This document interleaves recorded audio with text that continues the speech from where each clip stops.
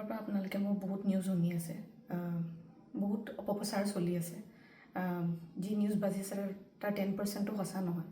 আৰু মই ইমান দিনে একো মাত মাতিব পৰা নাই, কাৰণ ইমান হেৰেছমেণ্ট, ইমান মেণ্টেল হেৰেছমেণ্ট, যোনটো কেতিয়াও মই ভাবাই নাছিলোঁ হ'ব বুলি, সেইখিনি মই পাৰ কৰিব লগা হৈছে।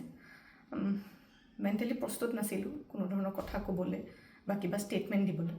সেইটো কাৰণে 7 দিন মই যেনে তেনে কটালোঁ। কিন্তু এতিয়া জোখতকৈ বহুত বেছি অপপ্ৰচাৰ চলিছে।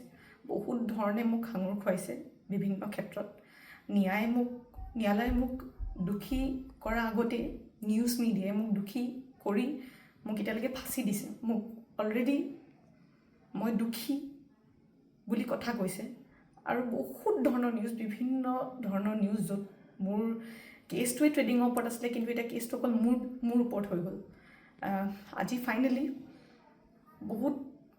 বহুত দিনৰ পিছত সাহস কৰি মই ছাৰেণ্ডাৰ কৰিব ওলাইছোঁ। মই ফুল কোঅপাৰেট কৰিম পুলিচৰ লগত।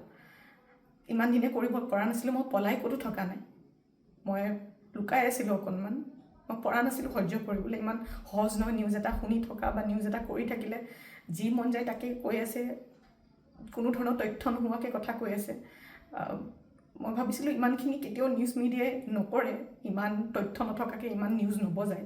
কিন্তু আজি মিডিয়াৰ ফলত মই আজি দোষী। গোটেই মানুহৰ আগত মোৰ মান সন্মান, মোৰ মা দেউতাৰ, মোৰ পৰিয়ালৰ গোটেইবোৰ উলংঘ হৈছে। আৰু এতিয়া আৰু ধৈৰ্য ধৰিব পৰা নাই। চবৰে এটা সীমা থাকে। সেইটো কাৰণে আজি মই ছাৰেণ্ডাৰ কৰিম। আৰু মোৰ বিশ্বাস যে তথ্য চাই ন্যায়ালয়ে ডিচিশ্যন ল'ব, আৰু মিডিয়াৰ নিউজ চাই নহয়।